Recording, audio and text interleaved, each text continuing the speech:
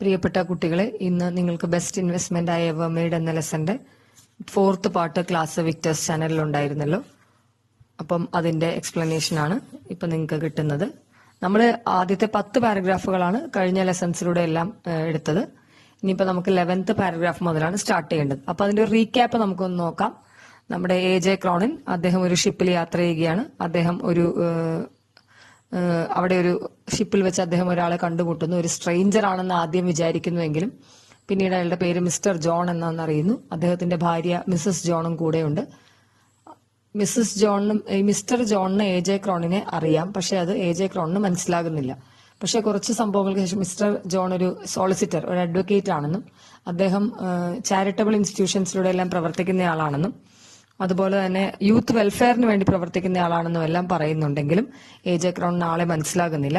പക്ഷെ കുറച്ച് കഴിഞ്ഞിട്ട് എന്തുകൊണ്ട് ഈ വഴിക്ക് തിരിഞ്ഞു എന്ന് ചോദിച്ചപ്പോൾ അദ്ദേഹം പറഞ്ഞ ഉത്തരം, അദ്ദേഹം AJ ക്രോണിന്റെ ചെവിയിൽ വന്ന് പറഞ്ഞ ഒരു സ്വകാര്യം, അതിൽ നിന്ന് AJ ക്രോണിന് എല്ലാം മനസ്സിലാവുകയാണ്.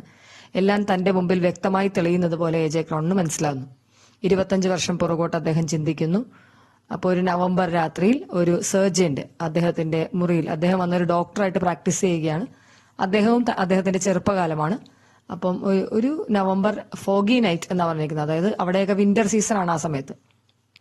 അപ്പൊ അവിടെ വന്നിരിക്കുന്ന ഒരു സർജന്റ് ഓഫ് പോലീസ്, അതായത് ഒരു പോലീസുകാരൻ ഇദ്ദേഹത്തെയും കൂട്ടി ഒരു സൂയിസൈഡ് കേസ് അറ്റൻഡ് ചെയ്യാൻ വേണ്ടി പോകുന്നിടത്താണ് നമ്മൾ കഴിഞ്ഞ ക്ലാസ് നിർത്തിയിരിക്കുന്നത്. So let us continue with the next class. So, we shall continue with the 11th paragraph. We walked the short distance in silence, even our footsteps muffled by the fog. Short distance, അതായത് ഞാനും സർജന്റും പരസ്പരം സംസാരിക്കാതെ ഞങ്ങൾ കുറച്ച് ദൂരം നടന്നു. Even അവർ ഞങ്ങളുടെ food steps, അതായത് ഞങ്ങളുടെ കാലടികൾ, muffled by the fog. Fog എന്ന് പറഞ്ഞാൽ അവിടെ എല്ലാം മഞ്ഞ് മൂടി ഐസ് കട്ടകൾ വീണ് കിടക്കുന്ന ഒരവസ്ഥയിലാണ് മൊത്തം ആ സ്ഥലം കിടക്കുന്നത്. അപ്പം മഫിൾഡ് ബൈ ദ ഫോഗ് എന്ന് പറഞ്ഞാൽ to make a sound quieter or less clear, അതായത് ചെറിയ ശബ്ദം ഉണ്ടാക്കുന്നുണ്ട് ഈ ഫോഗിൽ ചവിട്ടി നീങ്ങുമ്പോൾ. And turned into the narrow entrance of an old building. ഒരു പഴയ കെട്ടിടത്തിന്റെ നാരോ എൻട്രൻസ്, വളരെ വീതി കുറഞ്ഞ ഒരു പാതയിലേക്ക് ഞങ്ങൾ കയറുകയാണ്. As we mounted the creaking, mounted എന്ന് പറഞ്ഞാൽ മുകളിലേക്ക് കയറി എന്നുള്ളതാണ്. മൗണ്ടഡ് എന്ന് പറഞ്ഞാൽ കയറുക എന്നാണ്. Mounted the creaking stair case. അപ്പൊ മൗണ്ട് ചെയ്യുക എന്ന് പറഞ്ഞാൽ നമ്മൾ കയറണമെങ്കിൽ സ്റ്റെയർ കേസ് വേണമല്ലോ. അപ്പൊ ആ സ്റ്റെയർ കേസിന്റെ അവസ്ഥ എന്താ? ക്രീക്കിംഗ്, ശബ്ദം കേൾക്കുന്നുണ്ട്. അപ്പൊ അതിൽ നിന്ന് തന്നെ സ്റ്റെയർ കേസും ഒരുപാട് പഴയതാണെന്ന് നമുക്ക് മനസ്സിലാവും. My nostrils were stung. Stung എന്ന് പറഞ്ഞാൽ തുളഞ്ഞു കയറുന്ന ഒരു സ്മെല്ല് വരുവാണ്. എന്തിന്റെ സ്മെൽ? നോസ്ട്രിൽസിന്റെ നാസികാദ്വാരം. എന്തിന്റെ സ്മെല്ലാ വന്നത്? By the sick sweet odour of illuminating gas. ഗ്യാസിന്റെ ആ മണം എന്റെ മൂക്കിലേക്ക് കയറി പോകുന്നതായിട്ട് എനിക്ക് മനസ്സിലായി.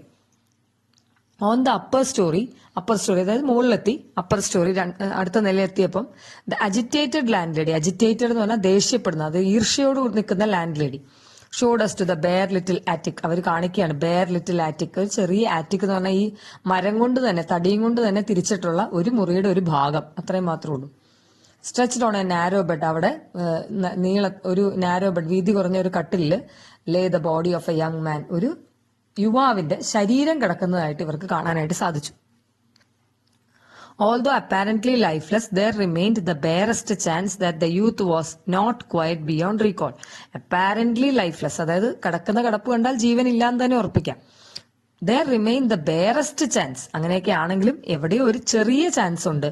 That the youth was not quite beyond recall, അയാളെ മുഴുവനായിട്ട് തിരിച്ചു കൊണ്ടുവരാൻ പറ്റില്ല എന്ന് പറയാൻ പറ്റില്ല. അതായത് എന്തോ ഒരു ചെറിയ ചാൻസ് അവിടെ ഉണ്ട്. With the surgeons help I began the work of resuscitation. Resuscitation എന്ന് പറഞ്ഞാൽ ഒരാളെ ജീവിതത്തിലേക്ക് തിരിച്ചു കൊണ്ടുവരാനുള്ള പ്രവൃത്തി. അതായത് CPR ഒക്കെ കൊടുക്കുന്നതായിരിക്കും സാധാരണഗതിയിൽ, കാരണം അയാൾ ശ്വാസം ഇല്ലാതെ കിടക്കുകയാണ്. For an entire hour we laboured without success. Laboured എന്ന് പറഞ്ഞാൽ ഞങ്ങൾ ജോലി ചെയ്തു, ഞങ്ങൾ പണിയെടുത്തു. ഏതാണ്ട് 1 മണിക്കൂർ സർജന്റും ഡോക്ടറും കൂടെ ശ്രമിച്ചിട്ടും യാതൊരു തരത്തിലുള്ള ഒരു റിയാക്ഷനും ഈ കിടക്കുന്ന യുവാവിൽ നിന്ന് ഉണ്ടാകുന്നില്ല. ഡെസ്പൈറ്റ് അവർ മോസ്റ്റ് സ്റ്റെറണസ് എക്സേർഷൻസ്. ഡെസ്പൈറ്റ് എന്ന് പറഞ്ഞാൽ ഇതിനൊക്കെ പുറമെ അവർ വീണ്ടും CPR കൊടുത്തുകൊണ്ടിരുന്നു. സ്റ്റെർനസ് എന്ന് പറഞ്ഞാൽ ഈ നെഞ്ചിൽ അമർത്തി കൊടുക്കുന്നതാണ്. 30 പ്രാവശ്യം നെഞ്ചിൽ അമർത്തിയാൽ 2 പ്രാവശ്യം വായിലൂടെ ഊതുകയുമാണ് ഈ CPR കൊടുക്കുന്നത്. അപ്പൊ അത് ആരോഗ്യമുള്ള ആള് പോലും 1 മണിക്കൂറൊക്കെ അങ്ങനെ ചെയ്ത് കഴിയുമ്പോൾ ശരിക്കും ടയേർഡ് ആവാറുണ്ട്. It appeared useless. അപ്പൊ അത്രയൊക്കെ ആയിട്ടും അതിന് പ്രയോജനം ഇല്ലാത്ത അവസ്ഥയാണെന്ന് ഇവർക്ക് മനസ്സിലായി. Then as we were about to give up, ഇനിയിപ്പോ ഒന്നും ചെയ്തിട്ട് കാര്യമില്ല, ഗിവ് അപ്പ്, അതായത് ഈ പരിപാടി ഉപേക്ഷിക്കാൻ അവർ തീരുമാനിക്കുകയാണ്. Completely exhausted. ടയേർഡ്. 1 മണിക്കൂറായി ശ്രമിക്കുന്നു. So the doctor and the surgeon they are tired. There broke from the patient a shallow convulsive gasp. അപ്പൊ ഇവര് ഇനി പരിപാടിയൊക്കെ നിർത്താം, ഇനിയിപ്പോ ഒന്നും നോക്കിയിട്ട് കാര്യമില്ല എന്നൊക്കെ വിചാരിച്ച് ഇവര് നിർത്തിയപ്പോഴത്തേക്ക് സഡൻ ആൻഡ് ഇമ്പോസിബിൾ, അതായത് പെട്ടെന്നൊരു ഒരു ശ്വാസം ഈ യുവാവിൽ നിന്ന് ഉണ്ടാവുകയാണ്. Half an hour of redoubled effort. അപ്പൊ അവർക്ക് മനസ്സിലായി, ചെറിയൊരു ശ്വാസം വന്നു കഴിഞ്ഞപ്പോൾ അവർക്ക് മനസ്സിലായി ഇനിയും പ്രയോജനം ഉണ്ടെന്ന് വിചാരിച്ചു. വീണ്ടും അവര് അടുത്ത അരമണിക്കൂറും കൂടെ ഈ നേരത്തെ ചെയ്തതിനേക്കാൾ ഡബിൾ ആയിട്ടുള്ള എഫേർട്ട് എടുത്ത് അവര് വീണ്ടും CPR കൊടുക്കുകയാണ്. And we had the youth sitting up. അത്രയൊക്കെ കഴിഞ്ഞപ്പോഴത്തേക്കും ഏതാണ്ട് ഈ യുവാവിനെ ജീവിതത്തിലേക്ക് തിരിച്ചു കൊണ്ടുവരാനായിട്ട് സാധിച്ചു. We had the youth sitting up gazing at us dazedly. Gazing എന്ന് ഞങ്ങളെ നോക്കുന്നു എന്നാണ്, ഗേസിംഗ് നോക്കുക എന്നാണ്, ലുക്കിംഗ് ആണ്. Slowly he seemed to be realizing the horror of his situation. പതുക്കെ എഴുന്നേറ്റിരുന്ന് കഴിഞ്ഞ് കുറച്ച് കഴിഞ്ഞപ്പോഴത്തേക്ക് ഈ യുവാവിന് സംഭവിച്ച കാര്യങ്ങളുടെ ഗൗരവത്തെക്കുറിച്ച് ഏകദേശ ധാരണയായി എന്ന് തന്നെയാണ് AJ ക്രോണിൻ പറയുന്നത്. As he regained his strength, he told us his story. His parents were dead. An uncle had found him in a position as a clerk in a London solicitor's office. He had been in the city only 6 months. So ഇത്രയൊക്കെ കഴിഞ്ഞു. ഇത് കഴിഞ്ഞപ്പോഴത്തേക്കും ഇരുന്നയാൾ സംസാരിച്ചു തുടങ്ങി, നമ്മുടെ ആ യുവാവ് സംസാരിച്ചു തുടങ്ങി. An uncle had found him a position, a clerk, as clerk in London Solicitor's Office. ലണ്ടനിലെ സോളിസിറ്റർ, ഒരു അഡ്വക്കേറ്റിന്റെ ഓഫീസിൽ ഒരു ഗുമസ്തന്റെ ജോലി, ഇവനൊരു അങ്കിളാണ് ആ ജോലി തരപ്പെടുത്തി കൊടുത്തതെന്ന് പറയുകയാണ്. ഇവന്റെ പേരൻസ് ഇല്ല, അച്ഛനും അമ്മയും മരിച്ച അനാഥനായ ഒരു യുവാവാണത്. He had been in the city only 6 months. അപ്പൊ ലണ്ടനിലേക്ക് വന്നിട്ട് 6 മാസമേ ആയിട്ടുള്ളൂ. Utterly friendless, ഫ്രണ്ട്സ് ആരുമില്ല. He had fallen victim to the loose society of the streets. അപ്പം നല്ല സുഹൃത്തുക്കൾ ഇല്ലാത്തത് കൊണ്ട് തന്നെ ചീത്ത സുഹൃത്തുക്കളുടെ കൂട്ടിലേക്ക് വളരെ വേഗം ഈ പയ്യൻ അല്ലെങ്കിൽ ഈ യുവാവ് കൂട്ടുകൂടി. He had made bad companions and like a young fool eager to taste the pleasure far beyond his means. അതായത് അവന്റെ ശമ്പളത്തിനനുസരിച്ചല്ലാതെ അവൻ ജീവിച്ചു തുടങ്ങി. അതിന്റെ ജീവിതത്തിലെ സുഖങ്ങളെ കുറിച്ച് കൂടുതൽ അറിയണമെന്നുള്ള താല്പര്യം അവനായി. എല്ലാത്തരം ആർഭാടങ്ങളിലേക്കും പോകണമെന്നുള്ള താല്പര്യം ഈ യുവാവിന് വന്നു. Had begun to bet on horses. അപ്പൊ കുതിരപ്പന്തയത്തിൽ കാശിറക്കി തുടങ്ങി. കാരണം കാശിറക്കിയാൽ 2 ഇരട്ടിയായിട്ടും 3 ഇരട്ടിയായിട്ടും തിരിച്ചു കിട്ടും എന്നുള്ള ഒരു വിശ്വാസം, ആ വിശ്വാസം കൂട്ടുകാരുണ്ടാക്കി കൊടുത്താണ്. അപ്പൊ അങ്ങനെ കുതിരപ്പന്തയത്തിൽ ഇന്ന കുതിര ജയിക്കുമെന്ന് പറഞ്ഞ് ബെറ്റ് വെക്കുകയും ആ കുതിര ജയിച്ചാൽ മറ്റ് ബെറ്റെല്ലാം പാഴായി പോവുകയും അപ്പൊ അവരുടെ എല്ലാം പൈസ കിട്ടുകയും ചെയ്യും സാധാരണഗതിയിൽ. പക്ഷെ ഇവിടെ നമ്മുടെ ഈ യുവാവിന് അതൊന്നും ലഭിച്ചില്ല. Soon he had lost all his small savings. അങ്ങനെ കുതിരപ്പന്തയത്തിൽ വെച്ച് അദ്ദേഹം പന്തയം വെക്കുന്ന എല്ലാ കുതിരയും പന്തയത്തിൽ തോൽക്കുകയും അങ്ങനെ വരുമ്പോൾ അദ്ദേഹത്തിന്റെ ചെറിയ ഒരു സമ്പാദ്യം പോലും നഷ്ടപ്പെടുന്ന അവസ്ഥയിലേക്ക് എത്തി. Had pledged his belongings and owed the bookmaker a disastrous amount. അപ്പൊ എന്തായി, കുറെ കഴിഞ്ഞപ്പോഴേക്കും ഇദ്ദേഹത്തിന് കടം കൂടിക്കൂടി വന്നു. In an effort to recoup, എല്ലാം തിരിച്ചു പിടിക്കണമെന്നുള്ള ആഗ്രഹത്തോട്, റീകൂപ്പ് ചെയ്യണമെന്നുള്ള ആഗ്രഹത്തോടുകൂടി he had taken a sum of money from the office safe for a final gamble. അപ്പൊ അങ്ങനെ എന്തു പറ്റി, ഒരു പൈസ ഇല്ലാതെ വന്നപ്പം ഇദ്ദേഹം ഒരു ഗുമസ്തനാണല്ലോ, ഒരു വക്കീലിന്റെ ഗുമസ്തനാണ്. അപ്പൊ ആ ഓഫീസിൽ നിന്ന് ഇദ്ദേഹം കുറച്ച് പൈസ എടുത്തു. അതായത് അടുത്ത ബെറ്റ് വെക്കണമെങ്കിലുള്ള പൈസയ്ക്ക് വേണ്ടി പൈസ എടുക്കുകയാണ്. He was assured that certain to win but this last resort had failed. ഇതെന്തായാലും ജയിക്കുമെന്നായിരുന്നു, ഈ പന്തയത്തിൽ എന്തായാലും താൻ വിജയിക്കുമെന്ന് തന്നെയാണ് ഇദ്ദേഹം വിചാരിച്ചത്. പക്ഷെ അവസാന ശ്രമവും പരാജയപ്പെട്ടു. ടെറിഫൈഡ് ഓഫ് ദ പ്രോസിക്യൂഷൻ എന്ന് പറഞ്ഞാൽ പിന്നെ നിയമ നടപടികളുണ്ടാവും. That must follow, sick at heart, sunk in despair, he had shut himself in his room and turned on the gas. അങ്ങനെയാണ്, അതിൽ മനം നൊന്താണ്, അതായത് പ്രോസിക്യൂഷൻ, അതായത് ഇനി വരാൻ പോകുന്ന നിയമ നടപടികളും അതിൽ നിന്നുണ്ടാകാൻ പോകുന്ന ഒരു അപമാനവും എല്ലാം ഭയന്നാണ് ഈ യുവാവ് ഇങ്ങനെ ഒരു കടുങ്കൈ ചെയ്യാനായിട്ട് മുതിർന്നത്. അതാണ് AJ ക്രോണിനോട് ഇദ്ദേഹം പങ്കുവച്ച കഥ. ഇനി 14th paragraph. A long bar of silence throbbed in the little attic when he concluded this halting confession. അപ്പം ഇത്രയായപ്പോഴത്തേക്കും ഈ കൺഫെഷൻ, അതായത് അവന്റെ ആ കുമ്പസാരം, അത് കഴിഞ്ഞപ്പോഴേക്കും ഈ 3 പേരവിടെ ഉണ്ട്. ആരൊക്കെയാണ്? സർജന്റ്, ലാൻഡ് ലേഡി, അതുപോലെ തന്നെ ഡോക്ടർ ക്രോണിൻ. ഇവര് 3 പേരും പിന്നെ ഒന്നും സംസാരിക്കുന്നില്ല. there was a long bar of silence. എല്ലാവരും മിണ്ടാതെ നിൽക്കുകയാണ്.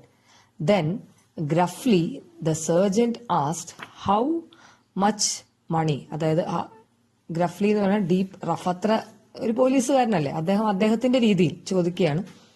How much he had stolen, എത്ര പൈസയാണ് സേഫിൽ നിന്ന് എടുത്തേ, ഓഫീസിൽ നിന്ന് എടുത്തെന്ന് ചോദിക്കുകയാണ്. 7 pounds and 10 shillings. £7.10 എന്ന് പറഞ്ഞു കഴിഞ്ഞാൽ ഏതാണ്ട് ഒരു 70-75 രൂപയുടെ അടുത്തേ വരുന്നുള്ളൂ. The answer sounded pitiful. അത് വളരെ ചെറിയൊരു തുകയായിരുന്നു. അത് കേട്ടപ്പോൾ തന്നെ ഇവർക്കാകെ സഹതാപം തോന്നി. ഫോർ ദിസ് പാൽട്രി സം എന്ന് പറഞ്ഞാൽ ഇത്ര നിസ്സാരമായ ഒരു തുകയ്ക്ക് he had almost thrown away his life. ഇത്ര നിസ്സാരമായ ഒരു തുകയ്ക്കാണ് ഇദ്ദേഹം ആ ജീവൻ അപായപ്പെടുത്താൻ ശ്രമിച്ചത് എന്ന് തോന്നിക്കഴിഞ്ഞപ്പോൾ അല്ലെങ്കിൽ മനസ്സിലാക്കി കഴിഞ്ഞപ്പോൾ നമ്മുടെ സർജനും അതിലൊരു ബുദ്ധിമുട്ട് അല്ലെങ്കിൽ ഒരു സഹതാപം തോന്നുകയാണ്. There was a pause. പിന്നെ അവർ സംസാരിക്കുന്നില്ല. The three of us, the surgeon, the landlady and me. Sergeant, ലാൻഡ് ലേഡിയും അതുപോലെ തന്നെ AJ ക്രോണിനും. As the sole witness of the near tragedy. അപ്പം സംഭവിക്കാനിരുന്ന വലിയൊരു ദുരന്തത്തിന്റെ വിറ്റ്നസ്, അതായത് ഇവർ മാത്രമേ സാക്ഷികളുള്ളൂ, ദൃക്സാക്ഷികൾ ഇവർ 3 പേരേ ഉള്ളൂ. Had the same unspoken thought in our minds. ഇത് തന്നെ സർജന്റെ തോന്നിയ അതേപോലെയുള്ള സഹതാപം ഇവർക്ക് 3 പേർക്കും തോന്നുകയാണ്. We decided to give the young man a fresh start. അങ്ങനെ ആയപ്പം അയാൾക്ക് ഒരു പുതിയ ജീവിതം കൊടുത്താൽ എന്താ എന്ന് ഇവർക്ക് 3 പേർക്കും ഉള്ളിൽ ഒരേപോലെ തോന്നുകയാണ്. അവർ പ്രകടമായിട്ട് പറഞ്ഞിട്ടില്ലെങ്കിലും ആ സമയത്ത് അവർക്ക് 3 പേർക്കും തോന്നിയ ഒരു ചിന്തയാണത്. The surgeon, at considerable risk to his job, resolved to make no report upon the case. അപ്പൊ സർജന്റ് ആദ്യം ഒരു ഓഫർ വെക്കുകയാണ്. അദ്ദേഹം ഈ കേസ് റിപ്പോർട്ട് ചെയ്യുന്നില്ല. സൂയിസൈഡ് അറ്റംപ്റ്റ് ആണ്, പോലീസ് കേസാണ്, പക്ഷെ അദ്ദേഹം അത് റിപ്പോർട്ട് ചെയ്യുന്നില്ല എന്ന് തീരുമാനിച്ചു.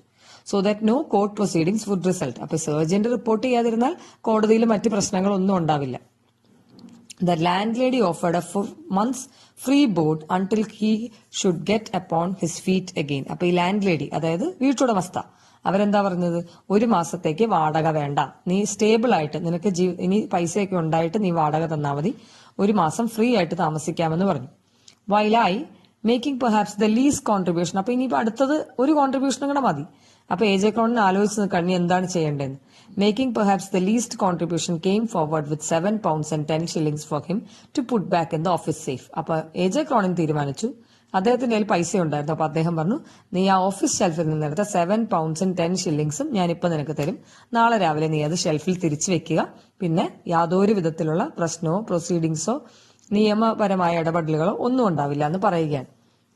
അപ്പൊ ഇത്രയുമാണ് നമ്മുടെ ഇത്രയും നേരം നമുക്ക് ഫ്ലാഷ് ബാക്ക് ആയിരുന്നു. നമ്മൾ വീണ്ടും പ്രസന്റിലേക്ക് തന്നെ വരികയാണ്. ഷിപ്പിലാണ് AJ ക്രോണിനും അതുപോലെ തന്നെ മിസ്റ്റർ ജോണും ഉള്ളത്. നമ്മൾ ആ പ്രസന്റ് സിറ്റുവേഷനിലേക്ക് വീണ്ടും എത്തി.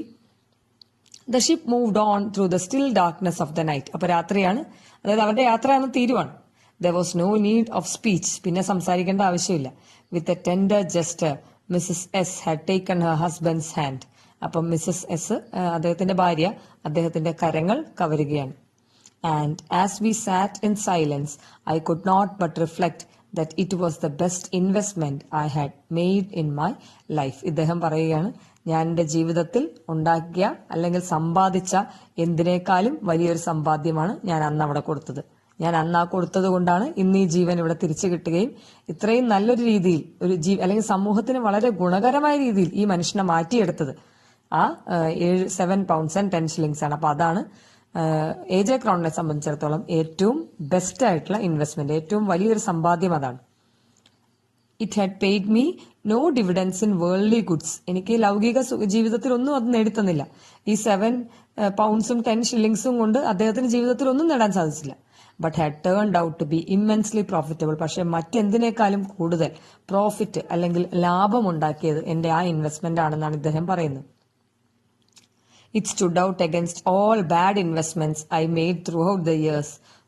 Those foolish speculations for material gain. അപ്പൊ ഞാൻ ഇത്രയും വർഷം ഉണ്ടാക്കിയ പലതിനേക്കാളും, അതായത് ഞാൻ സ്പെക്യുലേഷൻസ് എന്ന് പറഞ്ഞു കഴിഞ്ഞാൽ നമ്മളിപ്പം നമ്മുടെ ഒരു നമുക്കൊരു ചില കാര്യങ്ങളൊക്കെ നമ്മൾ ആലോചിക്കുമല്ലോ, എങ്ങനെയാണ് നമ്മുടെ ഒരു ആഗ്രഹം അല്ലെങ്കിൽ നമ്മുടെ ഒരു ആഗ്രഹത്തിന് വേണ്ടിയിട്ട് നമ്മൾ ഓരോ പൈസ ഓരോ സ്ഥലത്ത് ഇൻവെസ്റ്റ് ചെയ്യും, അത് നല്ല രീതിയിൽ വരും എന്നൊക്കെ നമുക്ക് തോന്നും. അങ്ങനെയൊക്കെ നമ്മൾ, അതായത് നമുക്ക് ഉറപ്പൊന്നുമില്ല, പക്ഷെ എന്നാൽ നമ്മുടെ ഒരു ഊഹം, സ്പെക്യുലേഷൻ അതാണ്, ഊഹം തന്നെയാണ്. നമ്മൾ ഊഹിച്ചുകൊണ്ടൊക്കെ ഓരോന്ന് പല സ്ഥലത്തും നമ്മൾ ഇൻവെസ്റ്റ് ചെയ്യും. സ്ഥലം മേടിച്ചിടും, വില കൂടുമ്പോൾ സ്ഥലം മേടിച്ചിടും, ഷെയറുകൾ വാങ്ങിച്ചു കൂട്ടും, പിന്നീട് വില കൂടുമ്പോൾ വിൽക്കാനായിട്ട്, അല്ലെങ്കിൽ എന്തെങ്കിലും ബാങ്കിൽ ഡെപ്പോസിറ്റ് ചെയ്യും, പിന്നെ പലിശ കൂടുമല്ലോ എന്ന് വിചാരിച്ച്. ഇതെല്ലാം നമ്മുടെ സ്പെക്യുലേഷൻ ആണ്, ഊഹങ്ങളാണ്. Four material gain. അതൊക്കെ എന്തിനു വേണ്ടിയിട്ടാണ്? നമുക്ക് കിട്ടാനുള്ള ആ ലൗകിക സുഖങ്ങൾക്കും അല്ലെങ്കിൽ ഈ പണത്തിനും വേണ്ടിയിട്ടാണ്. പ്രൊഡ്യൂസിംഗ് ഉള്ളി ആങ്സൈറ്റി, ഡിസപ്പോയിന്റ്മെന്റ് ആൻഡ് ഫ്രസ്ട്രേഷൻ. അദ്ദേഹം പറയുകയാണ്, ഇങ്ങനെയുള്ള ഊഹാപോഹങ്ങൾക്ക് വേണ്ടി ഞാൻ മുടക്കിയ അല്ലെങ്കിൽ ഞാൻ കൊടുത്തിരിക്കുന്ന എല്ലാ പൈസയും എനിക്ക് എന്താ തന്നിരിക്കുന്നത്? ആങ്സൈറ്റി. എനിക്കൊരു എപ്പോഴും എനിക്കൊരു ബുദ്ധിമുട്ടുണ്ടാവും. കാരണം അറിയാനുള്ള ആഗ്രഹം, അതായത് എന്തായിരിക്കും സംഭവിക്കുന്നത്. ഷെയർ മാർക്കറ്റ് താഴെ പോവുകയാണെങ്കിൽ എനിക്ക് ടെൻഷനാവും. ഡിസപ്പോയിന്റ്മെന്റ്, അതായത് എനിക്കൊരു സ്വസ്ഥത ഉണ്ടാവില്ല. ഫ്രസ്ട്രേഷൻ. അപ്പം ഇത് മൂന്നും, അതായത് യാതൊരു സ്വസ്ഥതയും ഇല്ലാത്ത ഒരു ഇൻവെസ്റ്റ്മെന്റ് ആണ് പൈസയോ അല്ലെങ്കിൽ മെറ്റീരിയൽ ആയിട്ടുള്ള കാര്യങ്ങളോ ഞാൻ ഇൻവെസ്റ്റ് ചെയ്യുമ്പോൾ ഉണ്ടാവുന്നത്. പക്ഷെ ഇവിടെ ഇതൊന്നും ഉണ്ടാവാതെ തന്നെ ജീവിതത്തിലെ ഏറ്റവും വലിയ ഇൻവെസ്റ്റ്മെന്റ് ആയിട്ട് ഇത് മാറി എന്നാണ് ഇദ്ദേഹം പറയുന്നത്. Okay, thank you.